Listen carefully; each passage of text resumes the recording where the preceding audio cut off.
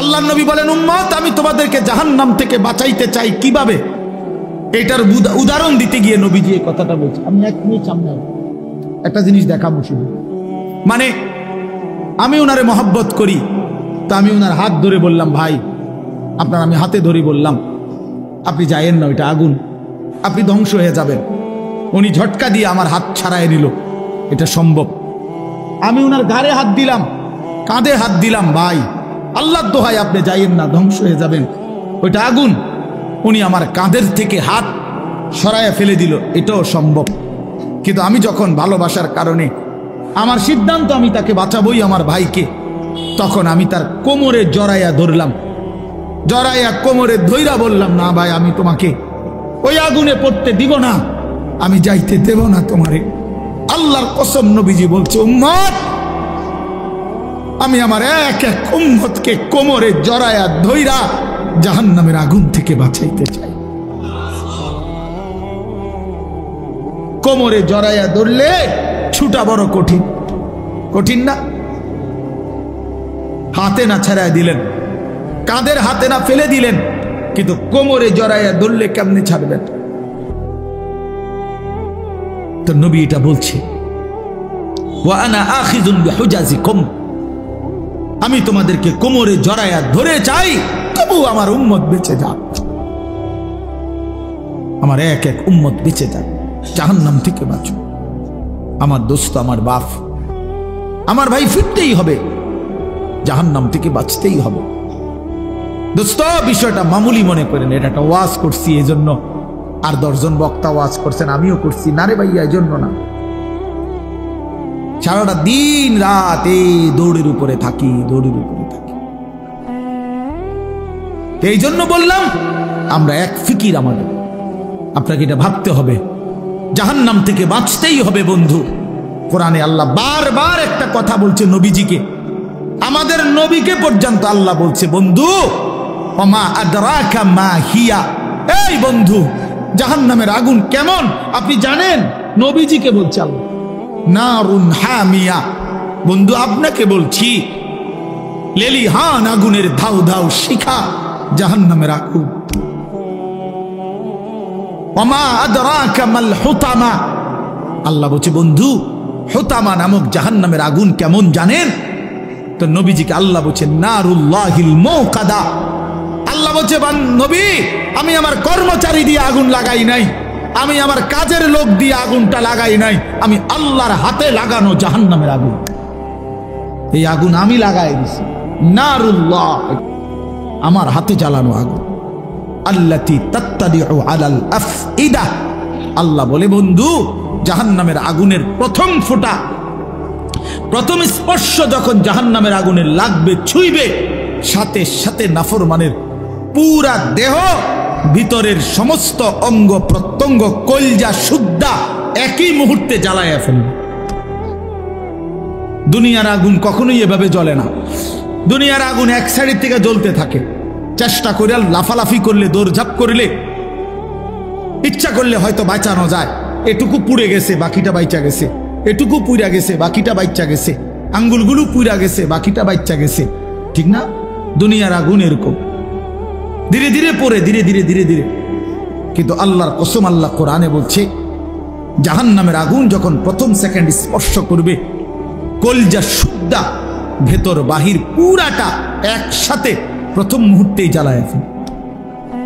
লাভ দিবেন, দৌড়াবেন না, ইন্নাহা আলাইহিম মুসাদা ফি আমাদিম মুমাদ্দাদা, আল্লাহ বলেন আগে জাহান্নামের মোটা খুঁটিতে বান দেওয়া হবে, এরপরে আগুন জ্বালানো। হ্যাঁ, এটা কোরআন শরীফের আয়াত।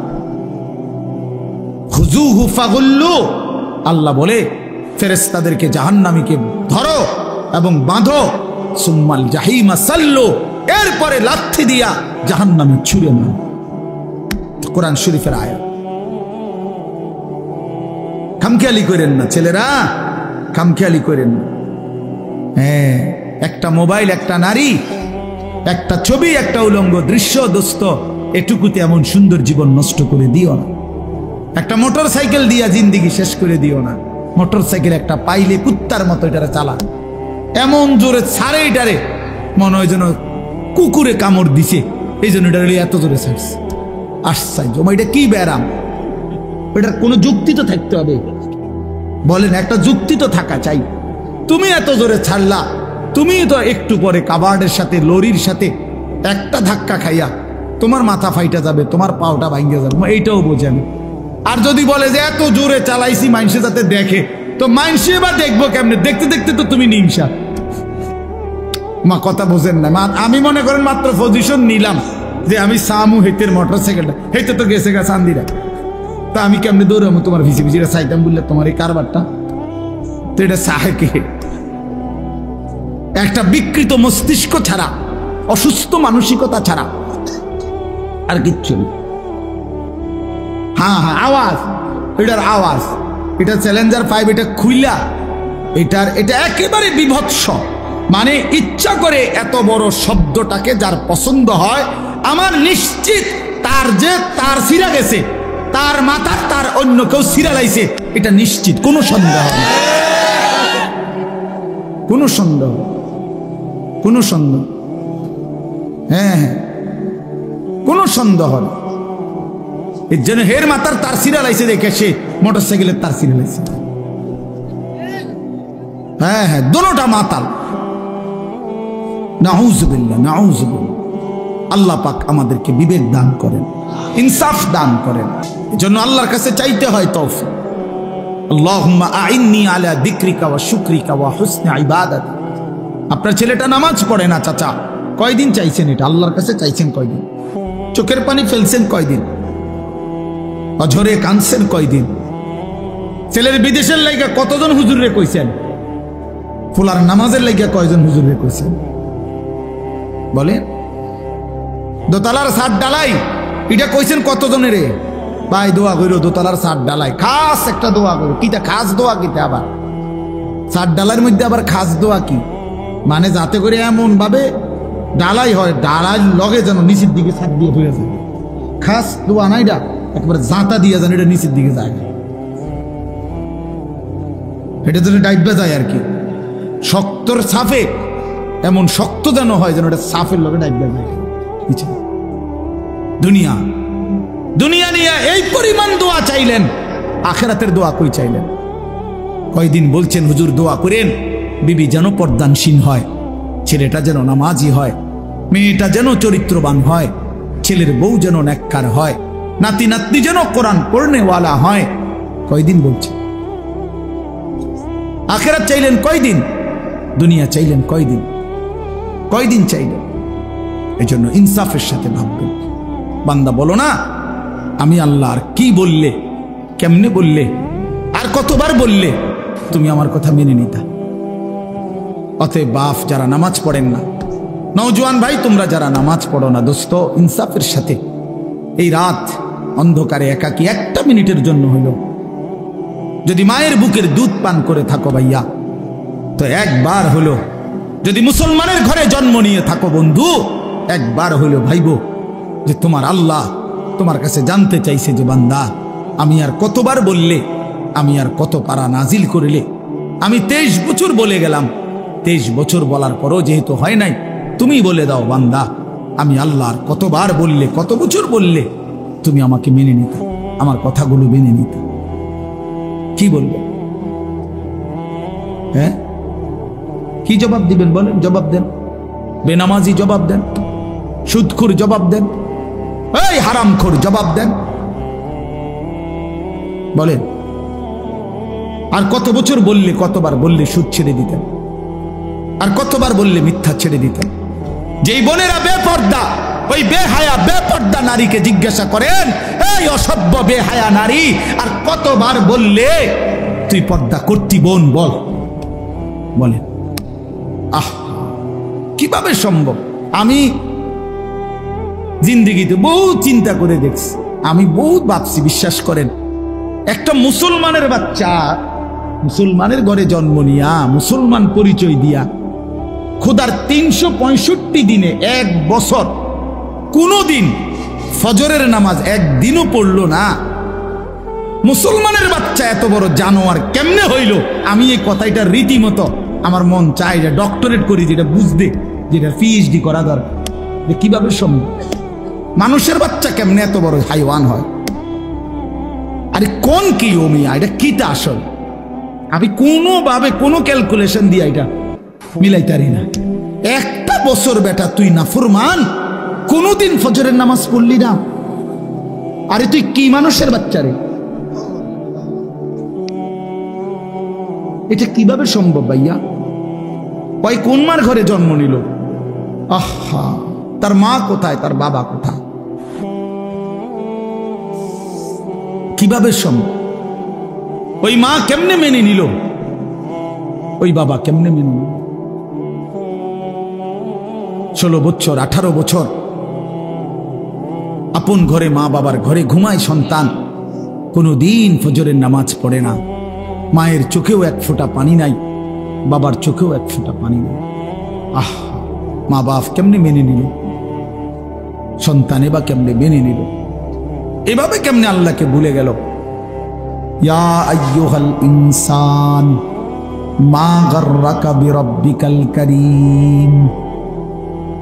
রব্বুল আলামিন বলে, বান্দা, হে মানুষ, আমার মতো দয়ালু মেহেরবান মনিব থেকে কে তোমাকে ধোঁকা দিল? কে দিল? এত বড় আসমান দিয়ে আমি আল্লাহ সাজাইলাম, এত বড় জমিন আমি আল্লাহ তোমার জন্য বিছিয়ে দিলাম, এত বড় কায়নাত আমি রব্বুল আলামিন বানাইলাম, বিনিময়ে আমি বুঝি একটা সেজদা পাইলাম না। কেমনে পারলা বান্দা? মা গাররাকা বিরাব্বিকাল কারীম। আল্লাহ বলে, বান্দা, কে তোমারে ধোঁকা দিল? বান্দা, এমন কোন বন্ধু পেলে, এমন কাকে পেয়ে গেলা বান্দা, যাকে পেয়ে তুমি আমার মতো মালিককে ছেড়ে দিলা? 7 আসমান দিয়ে 7 জমিন দিয়ে 24 ঘন্টা নিঃশ্বাস দিলাম, চোখ নাক কান দেহ অঙ্গ প্রত্যঙ্গ সচল রাখলাম। এত কিছুর বিনিময়ে আমি বুঝি তুমি বান্দার দিল মন পাইলাম না, তোমার বুঝি দিল গলাইতে পারলাম না। আহ, হায় হায়। 1 মিনিট ভাইবে, কোনো এক বেনামাজি কেউ যদি এখানে থাকো ভাই, 1 মিনিট ভাইবে, আজকেই ভাইবে, ঘুমাইবার আগেই ভাইবে। নবীজি জিজ্ঞেস করবে, উম্মত, আমি 23 বছর উম্মত। হাসরের ময়দানে নবী বলবে, আমলনামা দেখাইয়া বলবে, প্রত্যেককে সুপারিশের জন্য নবীজির কাছে চাইতে হলে আমলনামা জমা দিতে হবে। ওমা, সুপারিশের কোনো কাগজপত্র নাই, কথা কোনা, কোনো নিয়ম কানুন নাই নাকি? হ্যাঁ, কোনো ফাইল জমা দিতে হবে না তো নবীজি তো দেখবে। নবীজির সামনে তো আপনাকে বলতে হবে, ইয়া রাসূলুল্লাহ, এই যে আনিসুর রহমান আশরাফি, এইটা আমার ফাইল, আপনি দেখেন, আমার জন্য একটু সুপারিশ করেন আল্লাহর কাছে। আল্লাহর নবী দেখবে 30 বছর সুদের ব্যবসা, 60 বছর বয়স, 60 বছর পর্যন্ত বিড়ি সিগারেট খাইয়া গেছে। 30 বছর 60 বছর বয়স, কোনদিন গালি ছাড়া কথা বলে নাই। ছেলেটা বেনামাজি, মেয়েটা বেপর্দা, স্ত্রী বেপর্দা। মৃত্যু পর্যন্ত আমার উম্মতের ঘরে প্রতিদিন রঙিন টেলিভিশনে নাচ গান নর্তকীর ছবি চলছে। তার ছেলে মেয়ে নাতি নাতনি বসে নাচ গান নাটক সিনেমা দেখে গেছে। কোনদিন গালি ছাড়া কথা বলে না, হালাল রোজগার বলতে কিছু নাই। ফজরের নামাজ 1000 পৃষ্ঠা উল্টাইও, ফজরের নামাজ বলতে কিছু নাই। আল্লাহর কসম, আমরা উর্দু কিতাবে পড়ছি, নবীজি চোখের পানি ফেলে দিবে, নবী কাঁদবে, আল্লাহর নবী কাঁদবে, বলবে, উম্মত, আমি সেই নবী যে 23 বছর তোদের জন্য কেঁদেছিলাম, আমি সেই নবী যে পেটে ক্ষুধার কষ্টে 2টা পাথর বাঁধছিলাম, আমি সেই নবী তায়েফের রক্তে যে সমস্ত শরীর রক্তাক্ত করেছিলাম, উহুদের দান শহীদ করা রক্ত নিয়ে ময়দানে পড়েছিলাম বেহুশ হয়ে, আমার এত রক্ত, আমার এত চোখের পানি, আমার এত ক্ষুধার কষ্টের বিনিময়ে উম্মত এই আমল নামা, তুমি আমার এত বড় বেইজ্জতি কেমনে করলে? আমি কেমনে আমার আল্লাহর সামনে এটা দেখাবো যে আয় মাওলা এটা শ্রেষ্ঠ নবীর শ্রেষ্ঠ উম্মতের আমলনামা? বলেন, কোন বাপ যদি 8 বছর ছেলেটাকে ইউনিভার্সিটিতে পড়ায়, তো গরিব বাপ তার ছেলেটাকে মনে করেন ভিটা মাটি বসত সব বেচ্চা নিজে না খাইয়া ছেলেটার লাখ লাখ টাকা পড়ালেখার খরচ দিছে।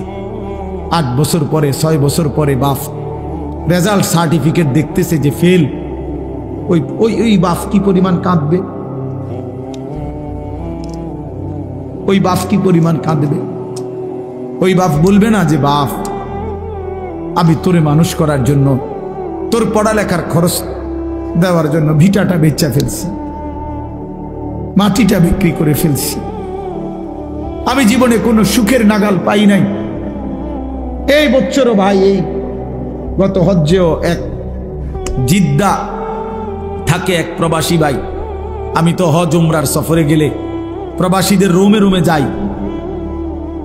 আমি আজ 32 বছর সৌদি আরব জিদ্দায় পড়ে আছি, কেউ 18 বছর, কেউ 16 বছর।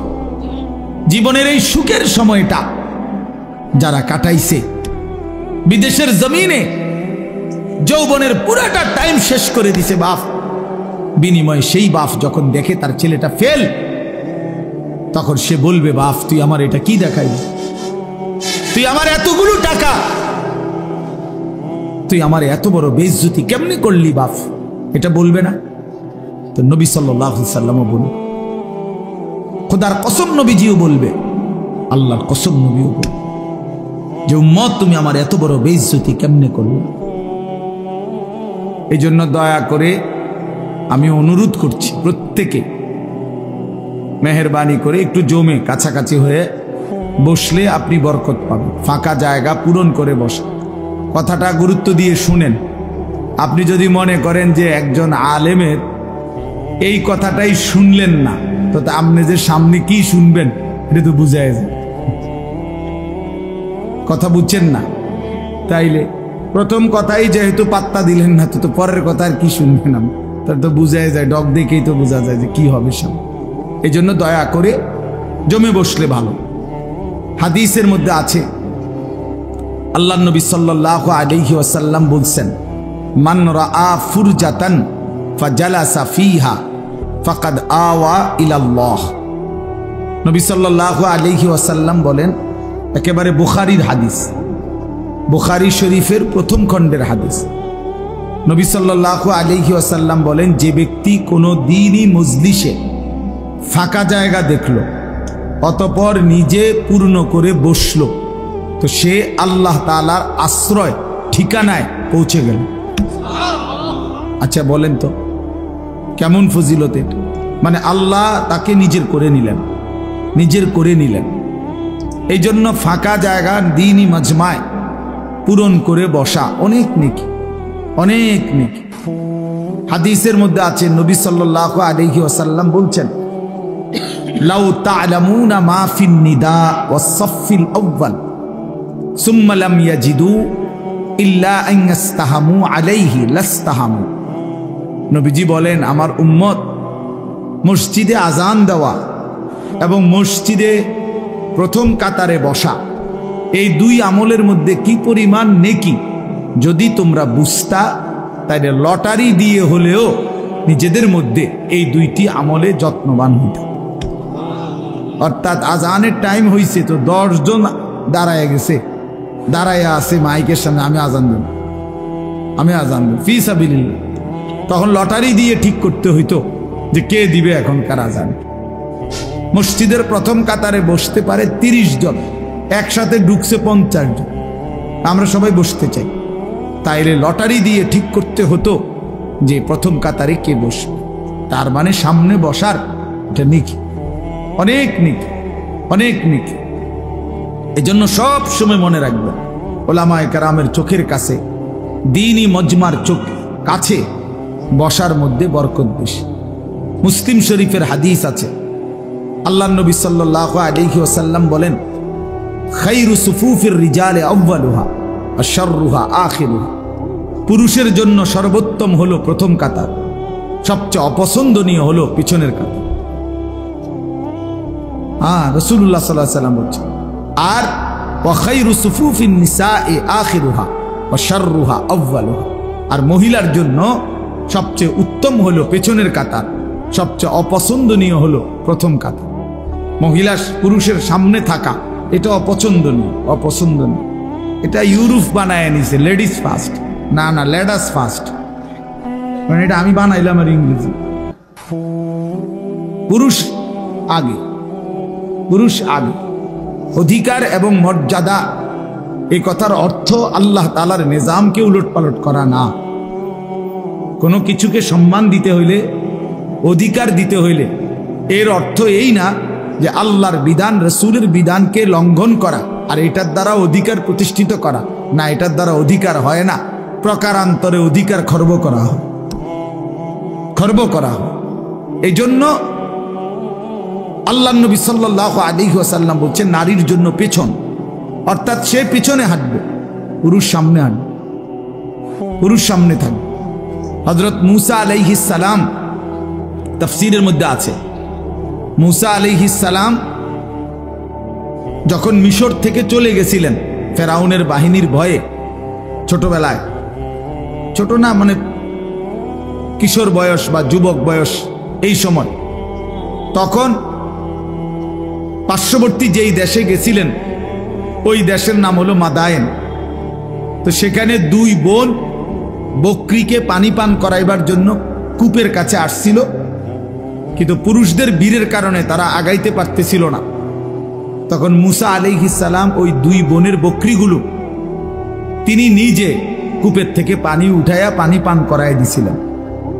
তো এগুলো নিয়ে যখন ওই দুই মেয়ে ঘরে ফিরছে, তখন তাদের বাবা, এই দুই বোনের বাপ যিনি ছিলেন তিনি নবী ছিলেন, হযরত শুআইব আলাইহিস সালাম, তিনি পুরা ঘটনা শুইনা একটা মেয়েকে পাঠাইছে যে তুমি গিয়া ওই যুবক ছেলেটাকে ডেকে নিয়ে আসো, সে যে আমাদের বকরিকে পানি পান করায় দিল এর জন্য কিছু পারিশ্রমিক দিতে হবে। তখন এই একজন মেয়ে আবার আয়েশা মূসা নবীর কাছে আসছে, আয়েশা ডাকছে যে আমাদের বাবা আপনাকে ডাকতেছেন, আপনাকে আপনার পারিশ্রমিক দিবে, আপনি আমাদের বাড়িতে চলেন। তখন তাফসীরে স্পষ্ট আছে মূসা আলাইহিস সালাম ওই মেয়েকে বললেন যে বাড়িতে তো যাবে ঠিক আছে, কিন্তু মূলত যে রাস্তা দেখায় সে তো সামনেই থাকে, কিন্তু এখানে যেহেতু এটা মেয়ে, এই জন্য মূসা নবী স্পষ্ট বললেন তুমি পিছনে থাকো, আমি সামনে হাঁটবো, তবে পিছন থেকে তুমি ডান বাম বলবে। কথা বুঝছেন কিনা বল? ডান বাম তো সেই বলতে হবে, নাহলে উনি তো আর চিনে না, কিন্তু তুমি পিছন থেকে বলবা, সামনের থেকে না। এই জন্য এটা জরুরি বিষয়। যাই হোক, তাহলে বলার উদ্দেশ্য হলো অনেক মানুষের বদভ্যাস মসজিদে জুমার দিন অথবা অন্য সময়ও আসছে মসজিদে আগেই বারান্দাত বসে থাকে, ও মসজিদের কোনার খুঁটির সাথে বসে থাকে, বাউন্ডারি ওয়ালের মধ্যে হেলান দিয়া দুই পা আলগি দিয়া এ বসে বসে জিমা। আশ্চর্য কথা, আপনি আসলেন আগে, তা পিছনে পড়ে রইলেন কেন? এই জন্য সব সময় আল্লাহর ঘর মসজিদে যতটা সম্ভব প্রথম কাতারে, যতটা সম্ভব সামনে বসার চেষ্টা করবেন। বলেন ইনশাআল্লাহ। আল্লাহ তাআলা আমাদেরকে তৌফিক দান করেন। বলতেছিলাম আমি যে কথাটা, যে কম দেখা যাক এতে কোনো আপত্তি নাই। কেন বললাম? কুরআনুল কারীমের মধ্যে আছে, আল্লাহ তাআলা বলছেন কালিলাম মা তাশকুরুন। কোরআনে আল্লাহ বলেন আমার শুকর আদায় করে, কৃতজ্ঞতা আমি আল্লাহর আদায় করে এমন বান্দা কম।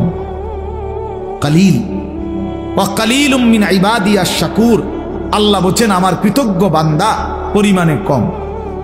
কালিলাম মা তাযাক্কারুন, আমি আল্লাহর কথা থেকে উপদেশ গ্রহণ করে কম। কালিল, কম। কোরআন শরীফের বহু আয়াত আছে এমন, আল্লাহ তাআলা বলছেন ইন্নাকুম মিনকুম 20 সাবিরুনা ইয়াগলিবু মিআতাই, তোমরা যদি ঈমানদার আল্লাহর প্রতি পূর্ণ বিশ্বাসী হয়ে থাকো 20 জন, তাহলে তোমরা বিজয় লাভ করবে 200 জন নাফরমান বেঈমানের উপরে। তাইলে ঈমানদারের পরিমাণ হবে কত? বেশি না কম? কম, এই যে 20 জন কইল, কিন্তু বিজয় লাভ করবে 200 বেঈমানের উপর, 200 নাফরমানের উপর। কোরআন শরীফে আল্লাহ বলছেন, কাম মিন ফিআতিন কালিলাতিন গালাবাত ফিআতান কাসীরা, অল্প সংখ্যক ঈমানদারি বিজয় লাভ করে বেশি সংখ্যক বেঈমানের উপর।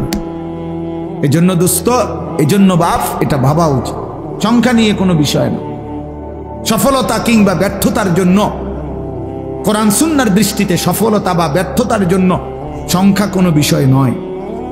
10,000 মানুষের সামনে কেউ যদি ওয়াজ করে তাইলে তিনি সফল, 10 জনের সামনে বললে তিনি ব্যর্থ, এই কথা কোরআন সুন্নাহে নাই। বুঝছেন নি আমার কথা? এই কথা নাই। 10 লক্ষ মানুষ চিনলে উনি সফল, আর মানুষ না চিনলে উনি ব্যর্থ, এই কথা কোরআন সুন্নাতে নাই। সফলতা কিংবা ব্যর্থতার জন্য সবাই চিনতে হবে এটা জরুরি না। আমি উদাহরণ দেই তাহলে বুঝবেন। কোরআন শরীফে মোট 25 জন নবী এবং রাসূলের নাম আছে। 25 জন। কয়জন? তাহলে মোট নবী রাসূল কি 25 জন? আপনারা শুনেন নাই কখনো যে নবী রাসূল কয়জন? 1,24,000, কিংবা আরেকটা বর্ণনা হলো 2,24,000। তাহলে 1,24,000 নবী এবং রাসূল, 2,24,000 নবী এবং রাসূল, অথবা তাহলে কোরআন শরীফে নাম উল্লেখ করা হয়েছে মাত্র 25 জনের। তো বাকিদের নাম পৃথিবীর কেউ জানে না, কোরআনে নাই। অন্যান্য কিতাবাদি খুঁজলে আরো কিছু নবী রাসূলের নাম পাওয়া যাবে, তো নয়তো আরো 100। তো ধরে নিলাম, মনে করেন 100 জন নবী রাসূলের নাম পাইলাম খুঁজা, তাহলে বাকি যে নবী রাসূলদের নাম কেউ জানে না পৃথিবীতে, কোনো কিতাবে নাই, তাহলে ওনারা ব্যর্থ। কথা বলেন না কেন? এটা বুঝতে হবে, এটা আখিরাতের হিসাব, এটা পরকালের হিসাব।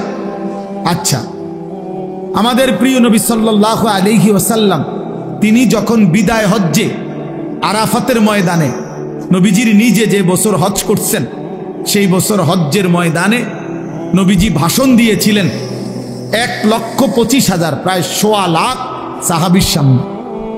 1,25,000 যদি সাহাবী ওই আরাফাতের মাঠে হজ্জের মধ্যে নবীজির সামনে থাকে, তাহলে বাড়িঘরে আরো আছে, সবাই তো আর একবারে গেছে গানা হজে, বাচ্চা কাচ্চা, নারী, বৃদ্ধ, দুর্বল, এরকম আছে না আরো, তো ওনারা বাদ দেন। এই 1,25,000ই ধরেন, এই 1,25,000 সাহাবীর মধ্যে সারা পৃথিবীর সমস্ত কিতাব একত্র করলেও 5,000 সাহাবীর নাম খুঁজে পাওয়া যাবে না, 2,000 সাহাবীর নাম খুঁজে পাওয়া যাবে না। অল্প কিছু সাহাবীর নাম পৃথিবীতে আছে, মানে কিতাবে আছে, উল্লেখ আছে।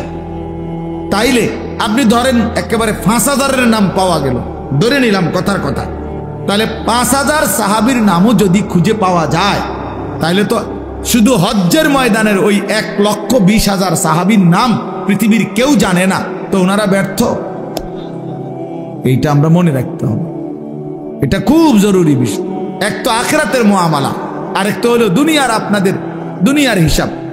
দুনিয়ার হিসাবে জনপ্রিয়তা, খ্যাতি, এটা একটা বিষয় অনেকে ভাবতে পারে, কিন্তু আখিরাতের দৃষ্টিতে জনপ্রিয়তা অথবা অপরিচিতি এটা কোনো বিষয় না। বিষয় হলো আল্লাহ তাআলা গ্রহণ করলেন কিনা,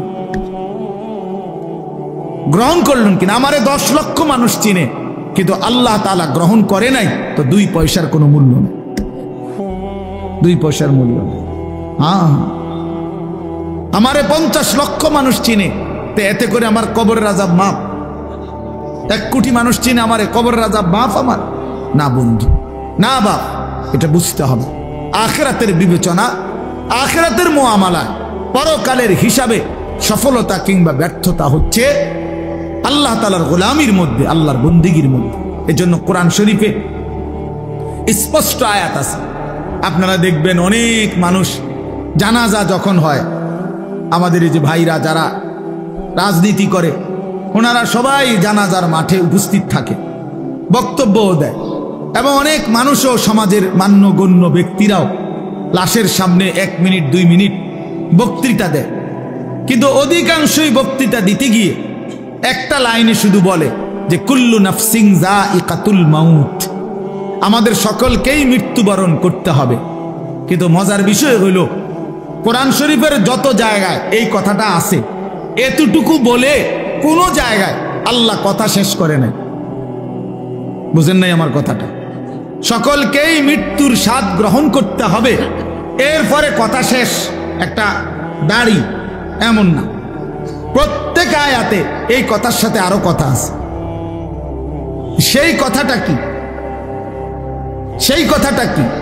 আল্লাহ তাআলা কোরআনুল কারীমে স্পষ্ট বলছেন, কুল্লু নাফসিন যায়িকাতুল মাউত, প্রতিটি প্রাণ, প্রতিটি আত্মাকেই মৃত্যুর স্বাদ গ্রহণ করতে হবে। তবে এই আল্লাহ আয়াত শেষ করে নাই, এরপরের কথাগুলো শুনেন। আল্লাহ বলেন, ওয়া ইন্নামা তুওয়াফাউনা উজুরাকুম ইয়াউমাল কিয়ামা, এবং অবশ্যই তোমাদেরকে তোমাদের সারা জিন্দেগীর কৃতকর্মের ফলাফল আখিরাতে কিয়ামতের দিন দেয়া হবে। এরপরে আল্লাহ বলেন, ফামান যুহজিহা আনিন নার ওয়া উদখিলাল জান্নাতা ফাকাদ ফাজা। বাপ মনোযোগ দিয়া শুনেন, অল্পই শুনেন, দিল দিয়া শুনেন, একজনই শুনেন, আমার কোনো অসুবিধা নেই। আমি তো আর প্রার্থী না, কাজের সমস্যা নাই, আমার কোনো এত সমর্থনের কি আছে যে আমি সবাই আমার ভোটার হাইতে এমন কিচ্ছু না। তো কাজে একজনই শোনেন। তাই এই জন্য বললাম যে আল্লাহ তাআলা বলেন, ফামান যুহজিহা আনিন নার ওয়া উদখিলাল জান্নাতা। আল্লাহ বলেন আখিরাতের ময়দানে, হিসাবের মাঠে যাকে জাহান্নাম থেকে মুক্তি দেয়া হবে এবং জান্নাতে প্রবেশ করানো হবে, খোদার কসম আল্লাহ বলেন, ফাকাদ ফাজা, সেই কেবল সফল হলো, সেই কেবল কৃতকার্য হলো, সেই কেবল কামিয়াব হলো। এরপরও শেষ হয়েছে না কথা, আরটু রয়েছে। এরপরে আল্লাহ বলেন, অতএব তোমরা যদি জানতে চাও বান্দা, তাহলে দুনিয়ার সফলতা ব্যর্থতা এটা। আল্লাহ বলেন, ওয়ামাল হায়াতুদ দুনিয়া ইল্লা মাতাউল গুরুর। এই বান্দা মনে রেখো, দুনিয়ার জীবন শুধুই ধোঁকা, ধোঁকা, ধোঁকা, ধোঁকা, ধোঁকা, এটা ধোঁকা। দুনিয়া ধোঁকা। আল্লাহ বানানেওয়ালা যিনি, তিনি বলছেন এটা ধোঁকা। যিনি সৃষ্টিকর্তা তিনি বলছেন, কোম্পানি বলছে এটা 2 নম্বর। আপনি কীর্তেন কোন গাছ জোরে, এটা 1 নম্বর। কোম্পানি প্রোডাক্ট করে, যে উৎপাদন করছে যিনি, উনি বলছে এটা খেলনা, আপনি কীর্তেন কোন এটা আসল। যিনি বানাইছেন তিনি আল্লাহ, তিনি বলছেন, ওয়ামা হাদিহিল হায়াতুদ দুনিয়া ইল্লা লাহবুন ওয়া লাইব। বান্দা, দুনিয়া আমি বানাইছি, আমি জানি আমি কি বানাইছি। আল্লাহ বলে দুনিয়ার জীবন শুধুই তামাশা, শুধুই খেলাধুলা। লাহবুন লাইবুন, খেলাধুলা, তামাশা, মালাঠোলা। মালাঠোলা, ছোটবেলায় আমরাও মালাঠোলা খেলছি, ছোটবেলায় আমরাও মালাঠোলা খেলছি। ছোট ছোট বাক্স আপনার রান্না বান্না করছি, আর ছোট ছোটরা একসাথে অনেক রান্না বান্না মালাঠোলা দিয়ে করছি। সন্ধ্যা হলে মা ডাক দিছে তো নিজের হাতে সব ভাঙ্গা চুরা আবার মায়ের ডাকে মায়ের কোলে ফিরে গেছি। এই না দুনিয়া? এই দুনিয়া আল্লাহ বলছে এরকম মালাঠোলা। অতএব বাপ, এই কথাটা আমরা মনে রাখতে হবে, সফলতা কিংবা ব্যর্থতা ফায়সালা হবে হাসরের ময়দান। ऐसे रहे या वैसे रहे वहां देखना फिर कैसे रहे। এভাবে থাকেন আর ওইভাবে থাকেন, দুনিয়া একভাবে পার হয়েই যাবে। কিন্তু দেখার বিষয় হলো ওয়াহা দেখনা ফের कैसे रहे, সেখানে কেমন থাকবেন ওটা হলো দেখার বিষয়। এখানে হাসলেও মরে যাবেন, এখানে কাঁদলেও মরে যাবেন। আমার ভাই, এই যারা মোবাইল হাতে ধরে রাখছেন, আপনি কিচ্ছু বুঝতেন না, এই মোবাইল এটা লই এই জীবন শেষ হল। এই জিন্দিগি এই মোবাইলের উপরে শেষ। এই অসভ্যতাই জীবন শেষ, কিচ্ছু বোঝে না। ওই যে ভাই নিজে নিজে হাসে, এইটাই জিন্দিগি, এটা এক খামখেয়ালির জিন্দিগি। মনে রেখে, এই মোবাইলের আসক্ত জীবন কোনোদিনও সুখকর হয় না, সুখকর হয় না।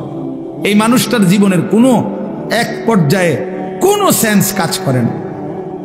সে 24 ঘন্টা জিন্দিগির সমস্ত আশা আকাঙ্ক্ষা, আবেগ, অনুভূতি, ইচ্ছা, অভিপ্রায় সব মোবাইলের মধ্যেই খুঁজে। হাসেও মোবাইলে, কান্দেও মোবাইলে, জীবনের সব কিছুর সফলতা খোঁজে মোবাইল। মোবাইলে অনেক মানুষ আমার ছবিটা দেখছে, অতএব আমি সফল। এটা ঠিক মতো সবাই দেখে নাই, অতএব আমি ব্যর্থ। আমি ব্যর্থ। সবাই আমারে চিনছে মোবাইলের মাধ্যমে, অতএব আমি সফল। এবার যেমনিও একটা লারা দিতেই লইছে, একটা মানুষ চিনলেই যেমনি পাঞ্জাবি পিন্দা হোক কুইল্লা হোক, বুঝেন না কথা? একটা ডাইরেক্ট রাস্তার মাঝখান দিয়ে আটটা হোক, অসুবিধা চিনছে তো মানুষ না রে ভাইয়া, রাগ হইয়েন না। এই কোনোভাবে মনোযোগ হয় না। এই জিন্দিগি সুন্দর হয় না বাপ, এই জীবন সুন্দর হয় না। এমনি এমনি চলে যায়। দিন নাই, রাত নাই, সকাল নাই, দুপুর নাই, সন্ধ্যা নাই। এটা কেমন জিন্দিগি ভাই? এই কেমন জীবন? 24 ঘন্টা মোবাইল, 24 ঘন্টাই মোবাইল। এই কেমন জিন্দিগি? এই পৃথিবীতে আর কোনো কাজ নাই? এই পৃথিবী গড়ারও কোনো প্রয়োজন নাই, আখিরাত গড়ারও প্রয়োজন। আমরা কিতাব পড়ছি, আমার কাছে আরবি কিতাব আছে, কিমাতুজ জামান ইনদাল উলামা। এই কিতাবের মধ্যে আছে মানে ওলামায়ে কেরামের নিকট সময়ের মূল্য।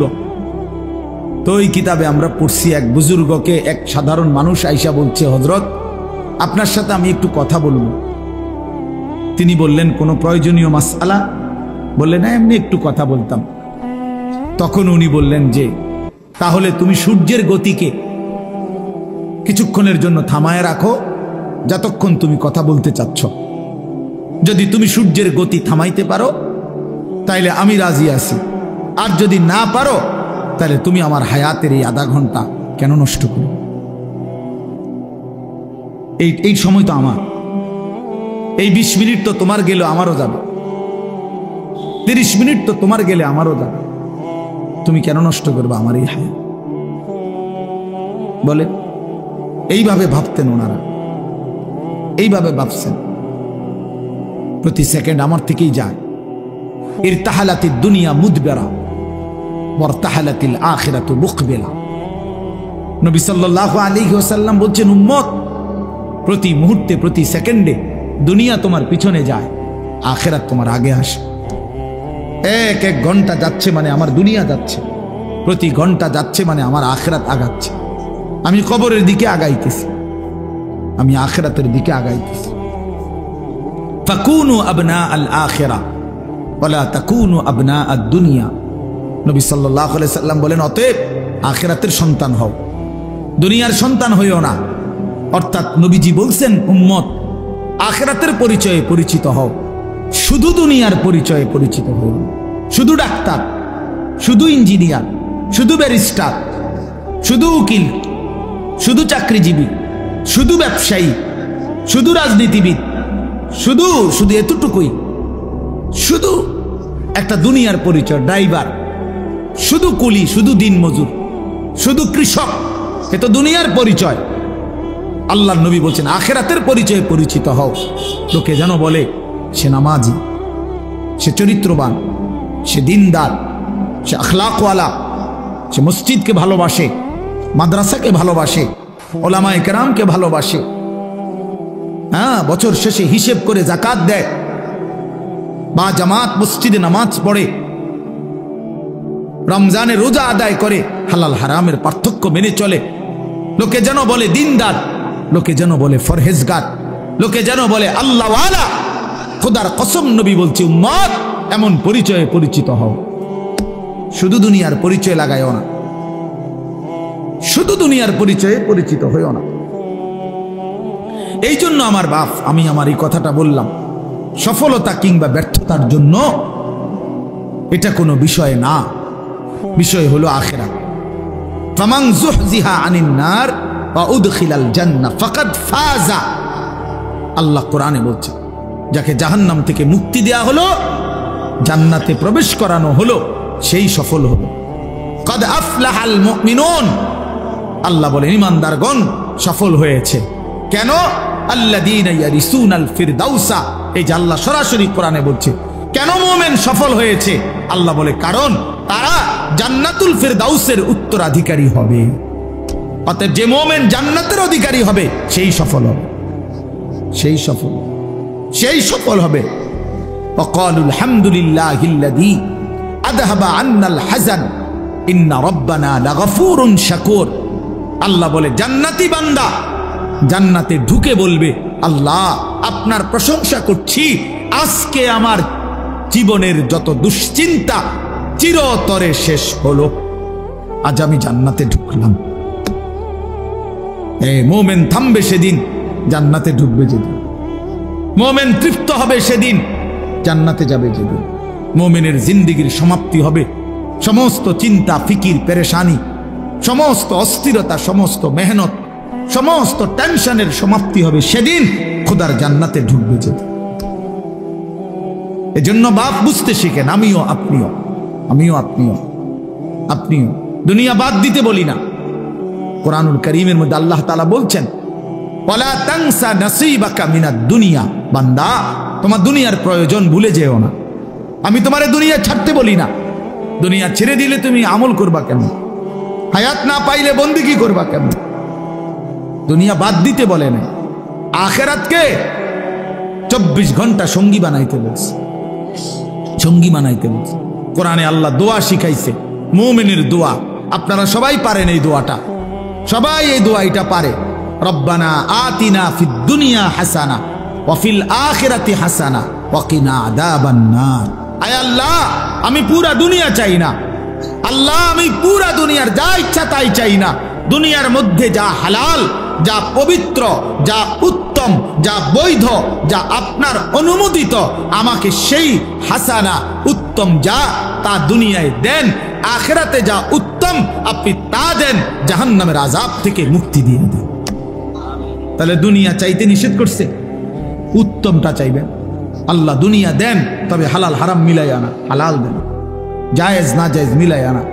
সুদের টাকা, চুরির টাকা, কিস্তির টাকা, ঘুষের টাকা, ওজনে কম দেওয়া টাকা, বাটফারির টাকা, 3 নম্বরই টাকা, 6 নম্বরই টাকা, এমন টাকা দিয়েন না, লাগবে না। এমন দুনিয়া ছেড়ে দিলাম, এমন দুনিয়া ছেড়ে দিলাম। এজন্য বাপ, এটা ইনসাফের সাথে ভাবা উচিত। আপনাদেরকে বলি, একজনকেই বললাম, ফিকির করেন, ফিকির করেন। অনেক কিশোর যুবক ছেলে বুঝতেই চায় না, ওই মনে করে রং তামাশার এই জিন্দিগি এটাই শেষ, এটাই শেষ। সারা রাত নারী, ছবি, উলঙ্গ দৃশ্য, সারাদিন নিজের মতো করে আড্ডা দেয়। তার মনে যা চায়, চুল এমন রাখছো কা, আমার মন চাইছে। পরনের পোশাক এমন কেন, আমার মন চাইছে। ইউর উইশ ইউর লাইফ, তোমার চয়েস তোমার লাইফ, তোমার পছন্দ তোমার জীবন। বাহ, বেঈমানদের কথা এটা। ইউর লাইফ ইউর চয়েস, তোমার জীবন তোমার চয়েস, তোমার যেটা ভাল লাগে এটা করো। অন্য এখানে কি, অন্য এখানে কি? তোমার হিন্দু মেয়ে পছন্দ হয়েছে, ঠিক আছে। তোমার ইহুদি পছন্দ হয়েছে, হ্যাঁ ঠিক আছে। এখানে অন্য কি? তোমার যেটা ভাল লাগে এটা, তোমার যেটা মন চায় এটা, তোমার পছন্দই তোমার জীবন।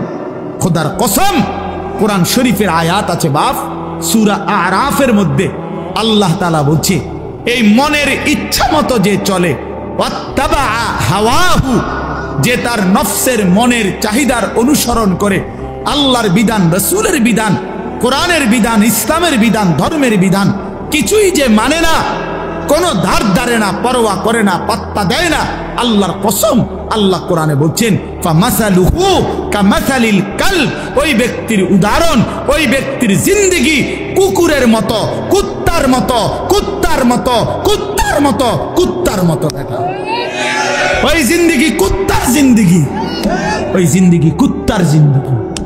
আমি বললাম কোরআনের আয়াত এটা।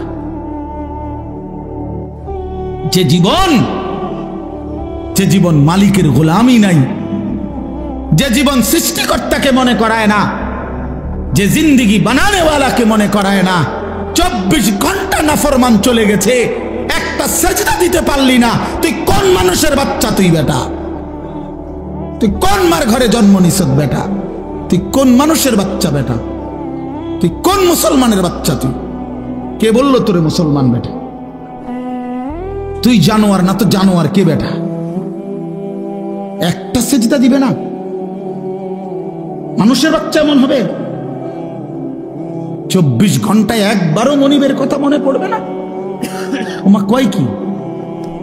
আরে বলে কি? কিভাবে সম্ভব এটা?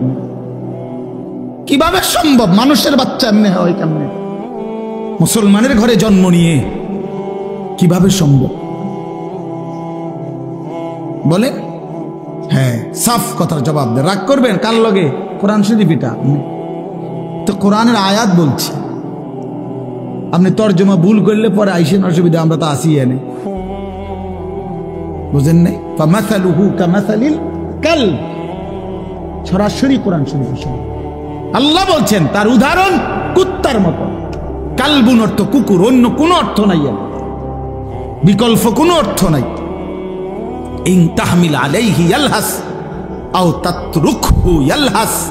আহা, আল্লাহ বলছে কুত্তার স্বভাব, সে দৌড়ানি দিল জিব্বা লম্বা করে হাঁফায়, এমন হাঁফায়। আবার ছেড়ে দিল মানে খাড় করাত রাখলো, দাঁড়ানো থাকলেও জিব্বা লম্বা করে হাঁফায়। দেখি, এটা কুকুরের স্বভাব। দাঁড়াইয়াও জিব্বা লম্বা করে জোরে জোরে নিঃশ্বাস ফেলে, এমন করে। আবার দৌড়তে দৌড়তে এরম করে। অর্থ কি? অর্থ হলো তাফসিরে লিখছে, সে পাইলেও অতৃপ্ত, না পাইলেও অতৃপ্ত। এই জন্য নাফরমান হারামখোর, পাইলেও অতৃপ্ত, না পাইলেও অতৃপ্ত। বেচা কিনা চলতেছে, মাল বেচে, নতুন মাল ট্রাকের থেকে নামায়, আপনি জিঙ্গাইবেন কি অবস্থা বেচা কিনা? কি নাই, আগের ব্যবসা নাই, আগের ব্যবসা নাই। ঢাকায় মাল বেচতেছ, মাল ইডি শেষ হয়ে গেছে, নতুন মাল নামাইতে আছে ট্রাকের থেকে। কিরে, কোন ব্যবসা নাই? বুঝেন নাই আমার কথা? হ্যাঁ, না না নাই, ও ব্যবসার মজা নাই, ও আগের ব্যবসা নাই। আর কোনটা নাই? আগের ব্যবসা কোন বছরেরটা? কি গত 300 বছর আগের ব্যবসা নাই? তো তুমি এই সময় জন্ম নিলা কেন? তুমি ওই সময় আইতা, যে সময় ব্যবসা আসিল সেই সময় আইলে না কা? ব্যবসা আসিল নূহ আলাইহিস সালামের জমানায়, ঠিক না? তো ওই সময় জন্ম নিতা, এই সময় আইসে নিতা। এটা বুঝি কথা হইল? মানে এটা হইল কুকুরের স্বভাব। মানে কি? পেলেও অতৃপ্ত, না পেলেও কি? নাফরমানের দুনিয়া শেষ হয় না। আমার কথা সাফ কথা, এটা মনে রাখতে হবে। এই জন্য দোস্ত বাপ, আমরা ফিকির করা চাই। আমি সব সময় এটা বলি, লোনা জলে তৃষ্ণা মেটে না। মানে যে পানি লবণাক্ত, ওই পানিতে তৃষ্ণা মেটে না। ঠিক হারামের মধ্যে, গুনাহের মধ্যে তৃপ্তি আসে না, তৃপ্তি আসে না। হ্যাঁ হ্যাঁ, সারা রাত উলঙ্গ ছবি দেখেও যুবক তৃপ্ত হয় না। এক সাগর মদ পান করেও মদখোর, নেশাখোর, ফুট্টাখোর, বাবাখোর, ডালখোর, ইয়াবাখোর, হারামখোর কোনোদিন তৃপ্ত হয় না। কিন্তু এক গ্লাস পবিত্র পানি, এক গ্লাস তৃষ্ণার্ত ব্যক্তিকে তৃপ্ত করে দেয়। একজন স্ত্রী 60 বছর এক পুরুষের জীবন, 70 বছর এক পুরুষের জীবনে তৃপ্তি এনে দেয়। একজন বউ দিয়ে, হালাল স্ত্রী যেটা হালাল সেটা তৃপ্তি দেয়, যেটা হারাম সেটা কি দেয় না? তৃপ্তি দেয় না বাপ, সুখ দেয় না, গুনাহ ইজ্জত দেয় না, আল্লাহর নাফরমানি সম্মান দেয় না, সম্মান দেয় না। এজন্য আমরা প্রত্যেকের কাছে, আমিও বললাম আমার জন্য, আপনার জন্য, জওয়ান বুড়ো সবার জন্য, আমরা আখেরাতের ফিকির করা চাই। আমাদের জিন্দিগি আখেরাত। আমরা মুসলমান, আমরা মুমিন, আমাদেরকে আল্লাহ বানাইছেন আখেরাতের জন্য। এজন্য পুরা কোরআনুল কারীমে আল্লাহ তাআলা আমাদেরকে বারবার ডেকে ডেকে আমাদেরকে আখেরাতের সন্ধান দিছেন, ইবাদতের সন্ধান দিছেন। বলছেন বান্দা এটা করো, এটা ছাড়ো, এটা করো, এটা ছাড়ো, এটা করো, এটা ছাড়ো, বিনিময়ে আমি তোমারে মুত্তাকি বানাবো, আমি তোমারে জান্নাতি বানাবো, আমি তোমার আখেরাত সাজায় দেব, আমি তোমার পরকালে তোমার সম্মানের জিন্দেগি দান করব। এই একটা আয়াত আমি পড়ছি, এবার এই আয়াতের অল্প একটু কথা শুনেন, তাইলে আমার কথা শেষ। মাহে রমজানকে সামনে রেখে মূলত এই আয়াতটা পড়ছি। আমরা যদি এটা বুঝি বাপ, আর অল্প একটু সময় কোরআনুল কারীমের এই একটি আয়াত আমি আপনাদের সামনে পড়লাম। সূরা বাকারার 183 নম্বর আয়াত, দ্বিতীয় পারায় দ্বিতীয় সূরা। আল্লাহ তাআলা বলতেছেন, ইয়া আইয়ুহাল্লাযীনা আমানু, হে ঈমানদারগণ, মানে আমাদেরকে ডাকছে, হে ঈমানদারগণ, হে মুমিনগণ। এই কথা বলাতে এখানে আমরা বাদ পড়লাম কে? কথা বলেন না কেন? এখানে এখানে আমরা বাদ পড়ছি কেউ না? আলহামদুলিল্লাহ আমরা কেউ বাদ পড়ি নাই। তাহলে আমাদেরকে বলছি, হে ঈমানদারগণ, এবার আল্লাহ বলেন কুতিবা আলাইকুমুস সিয়াম, অন্য কেউ নয়, আমি আল্লাহর পক্ষ থেকে, আমার পক্ষ থেকে তোমাদের উপরে রোজা ফরজ করা হবে। তোমাদের উপরে রোজা ফরজ করা হবে।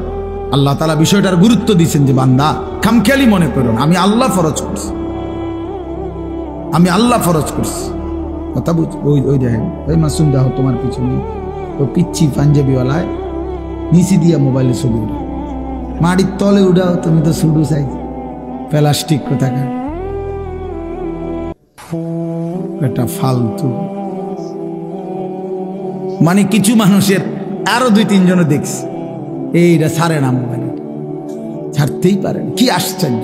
মানে এটা এক ধরনের মানুষের স্বভাব, কিছু মানুষ।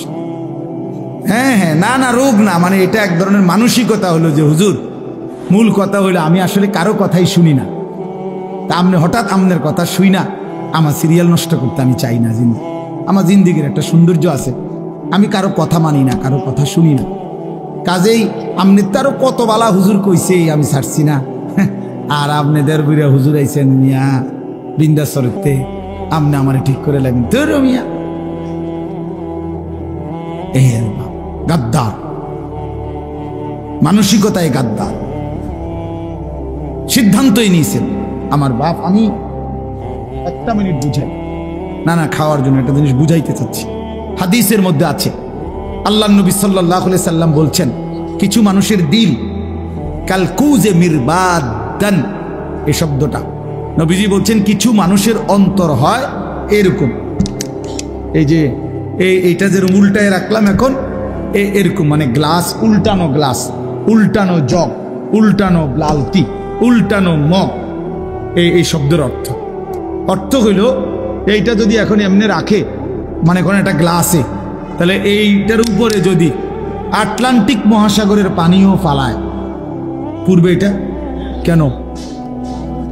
এই নবীজি কালকুজে মিরবাদান, কিছু মানুষের দিল থাকে এমন উল্টানো যে এইটারতে পৃথিবীর সমস্ত আল্লাহর কথা, উলামায়ে কেরামের সব কথা কিছুই তার কলিজায় আর ঢোকে না, কারণ এটা তো কি হয়ে গেছে, এবার তো আটলান্টিক সাগরের পানি তো আর ঢুকবে।